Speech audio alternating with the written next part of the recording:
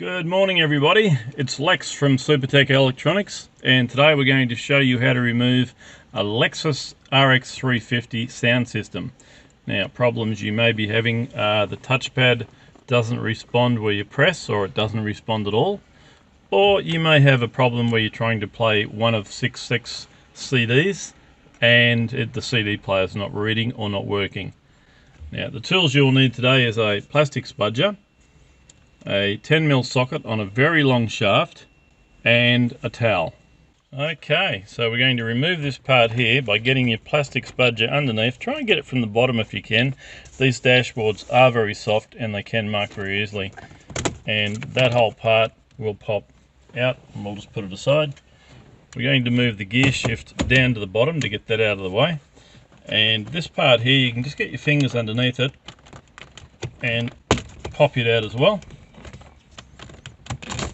like that, and we can just roll that to the side. At this stage of the game, I'm going to put my rag over everything so that I don't scratch things. Now, once we've got to this stage, there will be 4 bolts exposed holding this bottom part in. There'll be one at a severe angle that way, one at a severe angle that way, and 2 straight on. Now, we've already removed them. These are the 10mm bolts, and once you've removed those, this whole part will unclip,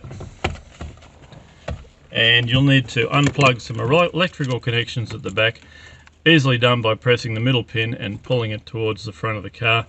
Don't worry, you can't get them back in the wrong place, they will only go in one socket. Now, if you're having CD issues, that part is ready to send off to Supertech Electronics for repair. Okay, so for the head unit, it's held in with 2 bolts, and they're both 10mm bolts. We've already removed ours. Once you've removed your 10mm bolts, this whole part will come out as a whole.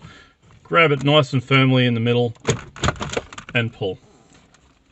And once again, electrical connections are easily removed by pressing the middle pin and pulling it towards the front of the car.